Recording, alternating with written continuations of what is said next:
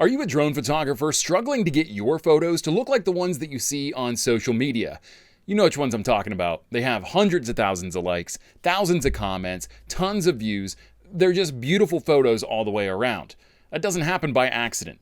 You have to know how to compose your photo as well as edit it in post-production.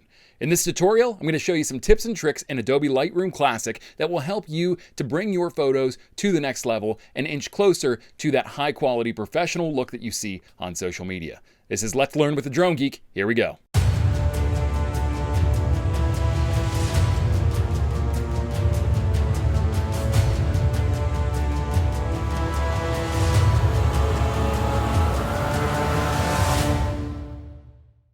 What's up? It's Chris, the Drone Geek, and today we are doing another episode of Let's Learn with the Drone Geek. It has been a while since we've done this, and I'm actually really excited to break in and do another episode for the first time in a long time.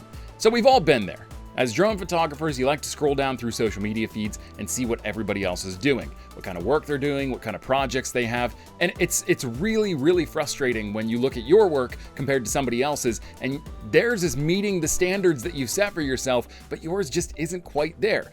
And why is that? Well, there are two reasons, one of which I'm going to help you with today. First reason, and the most important really that we can talk about in a future video, is photo composition.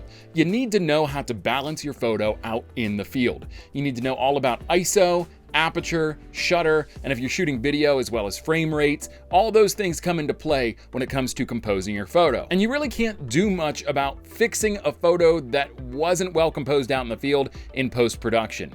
You can't get a great photo without taking at least baseline a good photo out in the field. Once you get it into post, then you can work your magic. But if you don't have something solid to work with that you shot out in the field, you have no chance of getting to a final product that looks like those really popular photos you see on social media platforms. So I'm going to show you just a few tips and tricks in Adobe Lightroom Classic that will help take your photos to the next level. We have Adobe Lightroom Classic open, we've got our photo in place, and we are ready to develop.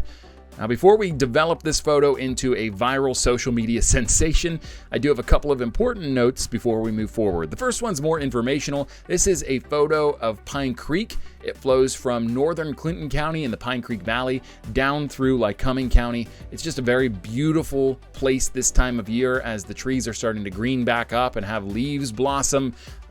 In a couple of weeks, this is going to be even prettier, but it was just too beautiful of a day the other day. I had to get the drone out and fly it, and it was picturesque looking up into the Pine Creek Valley in north central Pennsylvania.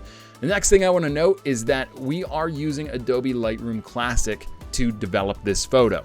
Now, if you're using Adobe Lightroom, most of this should transfer over to that pretty seamlessly. You're going to be doing all of the same things. The menus just might be laid out a little bit differently, so you may have to look in different places for the tools that we're going to use, as well as the options that we will be adjusting. If you're using a different photo editor, this may not translate well for you. There may be some things that you can translate over to whatever you're using, but overall, you're going to want to be using an Adobe Lightroom product to develop this photo and follow along with this tutorial.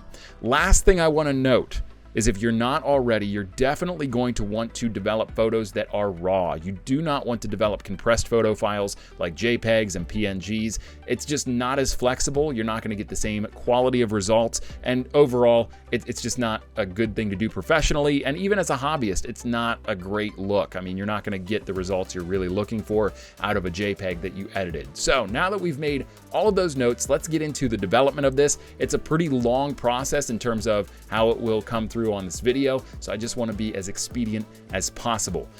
At the bottom here, we're going to scroll down and we're going to find the calibration menu on the right-hand side. You'll see we have a few sections here. The one that we're going to be paying attention to is our blue primary section. Now, I don't know if you knew this. This is our first little tip or trick that you might not know about. But the blue pixels in this photo actually account for a lot of the vibrancy and saturation you see in every color on this photo. Now, this isn't a great example of just how flexible those blue pixels are across the board because most of our photo is a blue-green. It does stretch into yellow, but overall, lots of blues and lots of greens, which play well off of each other, and they both, of course, need a lot of blue pixels to show up on the screen.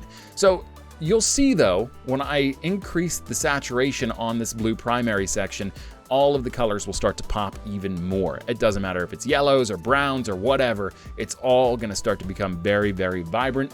I like to set this slider between 75 and 100 points. That is not too much. It's gonna give you a really nice, vibrant, saturated look in your colors. So let's go ahead and let's set it to around 80. Wow, you've already seen a huge difference between what we had before and what we have now. And it's just that simple. We are already done with our first edit to this social media viral sensation photo. So we'll go ahead and we'll scroll up just a bit. We'll find our detail menu. You'll see we have sharpening and noise reduction sections, as well as a section that has color, detail, and smoothness sliders. We're only paying attention to these top two sections and this color slider. So we'll start with our noise reduction field. And before we jump into this too much, I want to make sure that you have your zoom set to 300%. I find this is the sweet spot for when you're zooming in to look at finer details in your photo through Lightroom. And what we want to do is actually zoom in on the subject of this photo. Now, this is a landscape photo, so you might be thinking to yourself, well, there is no subject, it's a landscape photo. That's not necessarily true. Landscape photos can still have subjects to them. And what the subject we're working with here is the creek and the bridge that crosses the creek. So we'll go ahead and we'll zoom in on the bridge. And you'll see that we have some details here we want to pay close attention to while we're editing the sharpening and the noise reduction on this photo. The first is the ripples in the water. This tells you how active the area is in terms of water movement, water flow, what kind of obstacles it has to get around. On the left-hand side of the creek, there's a lot more disturbance in the water, so that means that it's probably flowing a little bit more obstructed. So we have more rocks in the bottom, more sediment. We've got the pillars for the bridge, and the water might be flowing just a little bit harder on this side of the creek. On this side, there's still some ripple, there's definitely movement, but it's a lot calmer. So we're going to keep these two sections in mind, and I think these little squares here that the bridge's pillars make up, or piers make up, are a great way to sort of keep track of what we're doing. We want to make sure that we emphasize and reduce the noise in the stiller, calmer water without ruining the description or the display of just how fast the water is moving on this side and all of the objects and obstacles it has to flow over underneath the surface of the water. So we want to keep the ripples and the detail over here while also reducing the noise on this side. So we do that by pressing and holding the Alt key, or if you're using a Mac, it's the Option key. And then we're going to start with our luminance slider here. So we'll go ahead and click, hold, and drag. And why we want to hold the Alt key is you'll see that it switched to like a grayscale. That's super important because it takes away the color, it gives our brain less to process, which means you can focus more on the finer details, the stuff that really matters while we're making these adjustments. So again, we want to just use our best discretion and make an adjustment here that again achieves that goal of reducing the noise in that calmer part of the water while not ruining that disturbance that's in the water on the left-hand side. So we'll go ahead, and I think a nice 50 is perfect. We still maintain some of the detail in the water over here, but it's definitely smoothed out. There's not as much noise going on over here. And we also have a very, very clear disturbance in the water over here to show that there's a lot of movement coming through there. The next slider is the detail. This one does have a little bit of a science to it. It's not so much just using your best judgment. I find that about 20 points more than the value of the luminance slider is perfect. You get a nice little balance of detail versus noise reduction. And the same rings true here. That won't always apply, but more often than not, I found 20 points is the sweet spot. You want 20 points more in detail than you do in luminance. The last one is contrast. This one also has a little bit more of a consistent value for me. I like to put it anywhere between 25 and 35 points. Let's call it 30 today. And you'll see that that's evened out some of the noise between the darker and the lighter areas and the transition between them. The last slider we're paying attention to down at the bottom of this menu is the color slider. I like to bump that up to about 40. I don't really have a reason for it. Just seems like it works out pretty well for me every single time. Now we're going to move on to sharpening. The same principle applies with the Alt key or the Option key if you're using a Mac. You're going to press and hold. And again, this sharpening field is just using your best discretion. If we go all the way up, it's too sharp. You go all the way down, it's not sharp enough. So we want to bring it up. I think 65 is a good value for this sharpness. It's going to make sure that all the details really pop without adding too much noise to the photo after we just reduced a lot of the noise. The next one is the radius. This is just how severe the sharpening or how much the sharpening is impacting the photo. I like to make sure that our subject is well defined, but we don't want it to be over defined either. We don't want it to be under defined, of course. So let's go ahead, and I think 1.7 looks really good to me. Details next, and you'll notice between the detail and the radius and the sharpening, we have had a change in our grayscale. It's more of like a paper look to it now. And this is really important, particularly for the detail, because this is a little bit more of a science. You'll see in the middle, between the middle two piers, that that's our calmer spot. When we push the slider up on detail, you get a lot of noise and you get a lot of squiggles there. We don't want that. We want to keep those squiggles off of the image, but we want to emphasize the detail in the sharpening that we have. So really the goal here is to increase this detail slider to the point that we almost start to see those squiggles in the calmer part of the water, but maybe they're just barely there, just very faint. That'll help us get a nice value and a nice look to our photo when it comes to detail sharpening. 40 seems to be the sweet spot for this photo, so we'll go ahead and let go of that. The last slider is masking. This is just basically going to mask off some of the areas from the sharpening adjustments we just had, so it's not such a sharp image the whole way around. So if you don't want every area of your photo to be sharp, this slider is going to help you out. Again, I like to, the white areas are the areas that we have not masked, and the black area is the mask area. So I like to make sure our subject is still showing up, and I like to reduce the sharpening where it's not necessary. So as long as that bridge shows up and we have a lot of black in the other areas, that's what's most important. That's a nice balance. 38 for the mask is perfect. So let's go ahead and zoom out by clicking. And you'll see here, again, we've taken a small step up in the improvement of this photo. We just have a little bit more to go. We're gonna move on to our lighting and just the basic color grading of this photo. So I like to start with contrast, and this is gonna play in all of these sliders are going to play into this histogram up here. This is super important to pay attention to. Any histogram, whether you're shooting in the field or whether you're actually, doing it in post-production, the histograms are important because they tell you the abbreviated story of your photo. You want this to be a well-balanced histogram with a lot of these peaks in these middle three columns that you see lighting up in that histogram. This is your shadows column, this is your midtones column, and this is your highlights column. Those are the ones that you want to be full with the peaks if you can help it, this information here, these colors. And you want the outside edges to be touched. This is your white on the right, this is your black on the left, which is covered by these column or these colors. So we'll adjust that though. We're gonna do that right now. So now that we've got our contrast set to about 20, 19 sounds good. Now we can move forward with a well-contrasted, well-balanced image and adjust the darkness and the lightness and the overall lighting of this photo. The first slider we're gonna go to is the white slider, the whites slider. And we don't need to do a huge adjustment here because it's already pretty close to the edge, but we do want to just inch that over a little bit. We want that arrow that just turned red to actually be that dark gray, but we want it to be right before it turns red.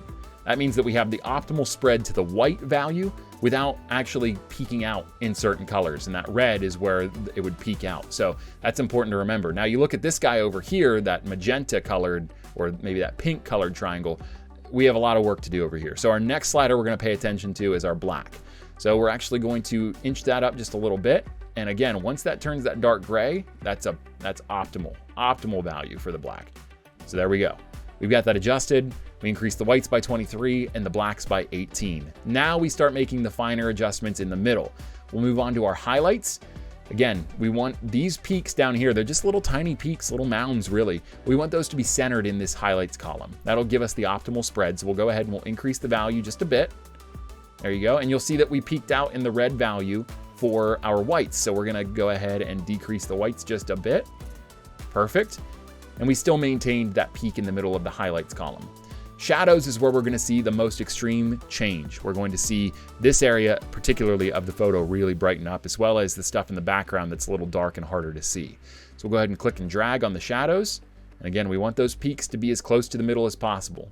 So you'll see that we've maxed out the shadows, but the peaks aren't really centered the way we want them to be. So I'm actually gonna back off. That might be counterintuitive, but you'll see why here in a few minutes I'm gonna do that. I'm gonna back off to about 52. We still have that gray, that dark gray in the blacks triangle peak, but we are also, you know, still short of this right here, this ideal centering of this column.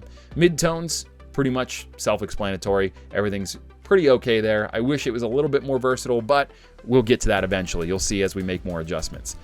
All right, now that we've adjusted the lighting, we're gonna move on to our vibrance, our saturation, and our tone curves. The tone curve sort of plays into that lighting a little bit, so let's go ahead and do that first.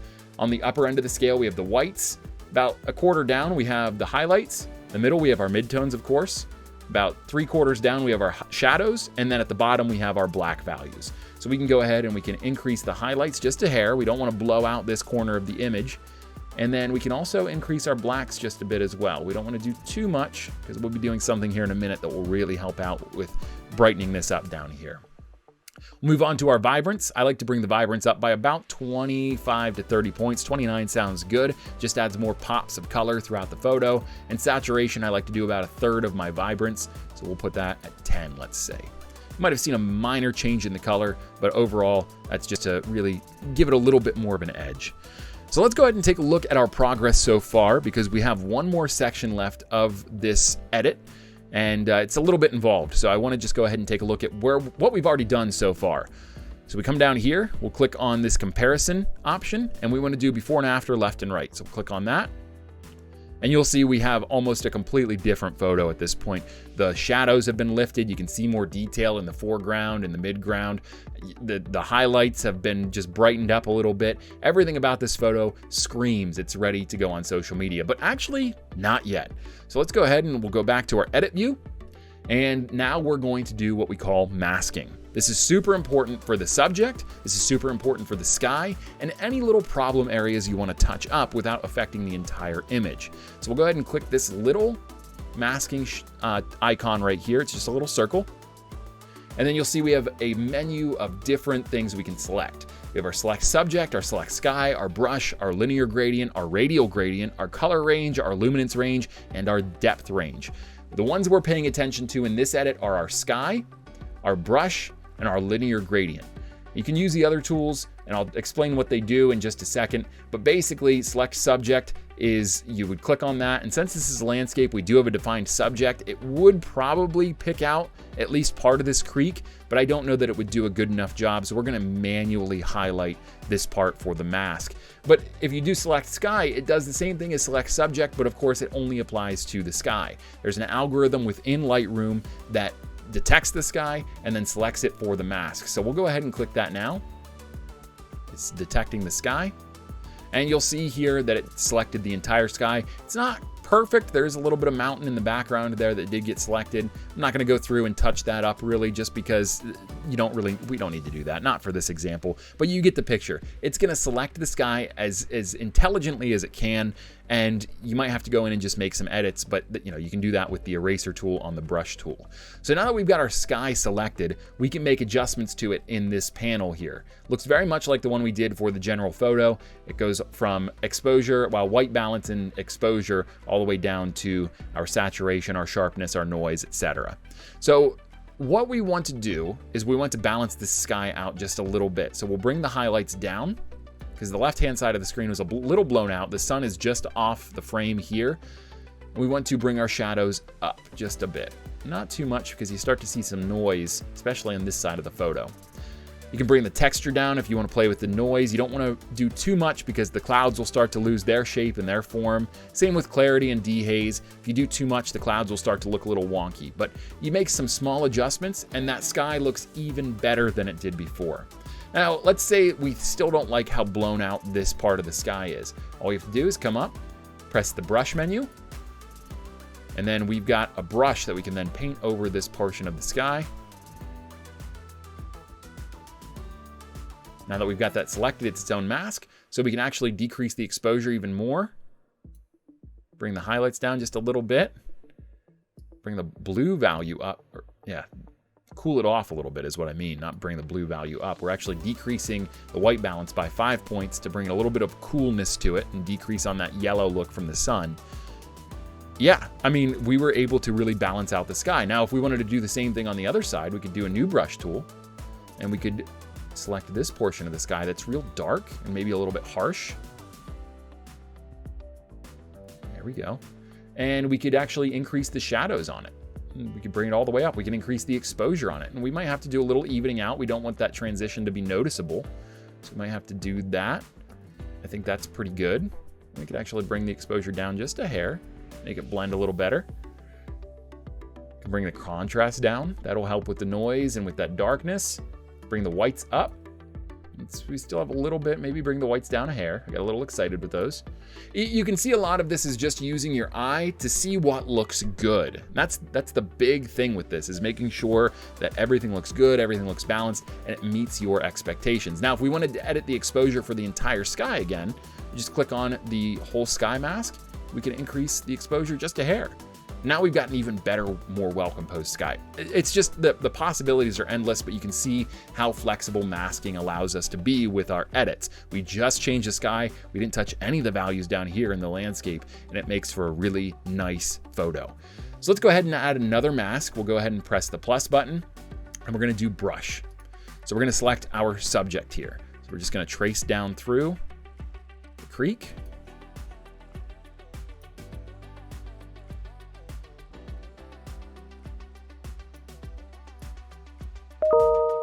This might take a minute. I'm not going to do it perfect just because it is just an example. But you can see we've got our creek selected. So now when we make adjustments, since this is our subject, we want to make sure that this pops off the screen. So we might increase the exposure by a little bit. We could bring the contrast down just a hair. We could bring the highlights up, really make those whites and those lighter colors pop. Bring the shadows up to really reduce the darkness in some of those areas. Same with the whites and blacks. Bring the whites up just a little bit and the blacks up. And now we've got a creek that really pops out of the screen at you. And that bridge is also illuminated just so nicely. Your eye was already drawn to that because it was center frame. It is the subject, without a doubt. But now that we've added that increase in light and we're really making it pop off the photo, it just adds a little bit more attention, a little bit more of an attention grab to the creek. And you can go ahead and go down the side and really make sure you get a nice even coating across the whole creek. Illuminate some of the trees.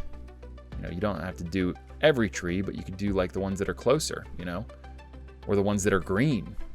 It's just, the possibilities are absolutely endless with this.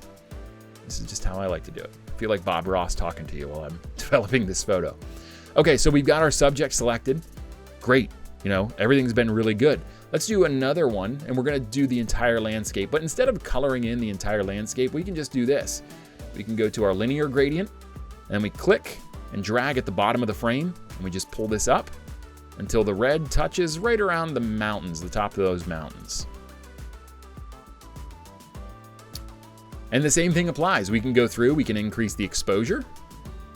Okay, we don't want the increase in exposure we did to the river, and actually I might, or the creek, I might have to go through with that brush and touch this area up just because it's a little bit weird, and I'll show you the erase tool. We'll do it that way.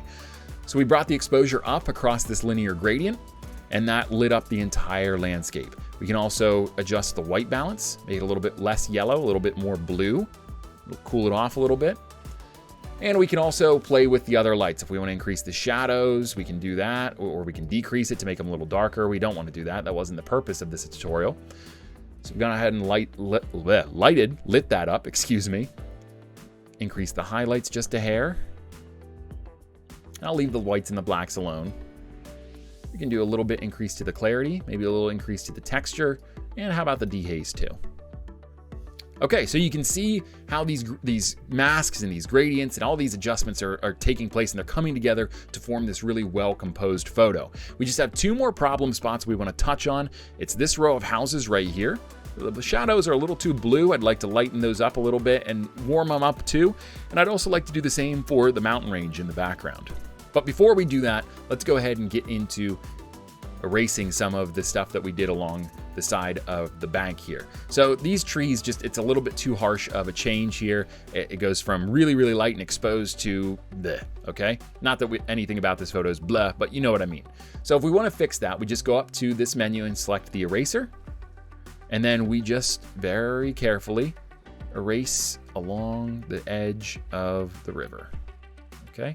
We could do it here if we wanted to as well. Nah, let's not do that. We'll keep that tree a little bit lit up, a little illuminated. I think that looks good. Okay, So now we're gonna add our masks to the mountain range as well as this row of houses. Let's do the houses first. We'll do another brush. And we'll go ahead and just paint over the houses. This little strip right here. You don't want it to bleed into the water too much. Perfect. Okay, so what we want to do is we want to increase the light that's coming off of the shadows. We don't want those shadows to be so harsh, and we also want to warm that up. So we'll go ahead and do the increase on the shadows now. And then we'll warm it up. Let's do 20 points. That sounds good to me. Blends into the background nicely. We don't have such a harsh blue on the shadowed areas of these buildings, which is good. It's a nice little look. And we'll do the same for the mountain range now too. Let's do another brush. And we'll just come right across the mountain range just like this, tracing as carefully but as close to the edge at the top of the mountains as possible. We don't want to go over into this nearest mountain on the right-hand side. We'll just go ahead and stop at this guy over here. Okay, and so we'll go ahead and we'll increase the shadows on that guy. We'll increase the we'll increase the contrast. Can't make up my mind. We'll increase the exposure just a bit. Highlights can come up as well. And you'll see that you can see where the light's popping off of those mountains, where the clouds are sort of creating shadows on the mountains. It's just a very, very cool look to it. And if we wanted to warm it up a bit, we could too. We could increase that by about 20 points on the warm side. Voila. And I don't know about you, but this looks like a social media ready photo. So we'll go ahead and we'll close the masking menu and let's see our finished product here. Go ahead and we'll click on our comparison, before and after, left and right. Wow, a completely different photo. We went from a well-composed, but maybe a little on the dark, not quite as vibrant as we'd like, raw photo out of the Mavic 3 drone. And now we've got this beautiful work of art over here, ready to be posted on social media for all of the likes, all of the views, all of the comments. This is stuff that you see online. And if you follow this step-by-step process and use your best judgment while putting these practices into place, you can have the same results. I promise you. As long as you practice, you put the work in, you put the time in, you can get to the point where you're putting together photos that you'd want to hang on your wall. I mean, I don't know about you, but I'd want to hang this photo on my wall. And in fact, I think I might. Let's go ahead and look at a side-by-side with a split. I mean, wow, we've come so far in just a short amount of time editing. It's made for a fantastic photo. And I'm confident that if you follow this process, you will get the same results in time, of course.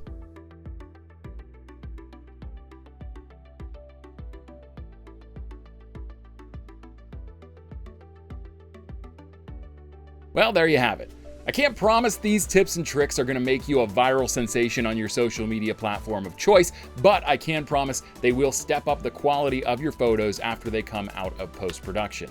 If you liked this video, give me a thumbs up down below. If you haven't already, hit that subscribe button too, and go ahead and hit the bell icon. You'll get notifications every time I post a new video, whether it's Let's Talk Drones, Let's Learn with the Drone Geek, or anything in between. If you'd like to see more tutorials in the future, go ahead and leave me a comment down below. Let me know what you'd like to see. If I don't know how to do it now, I'll learn how to do it and help you with it in the future. Until next time, I'm Chris the Drone Geek, and I am out of here.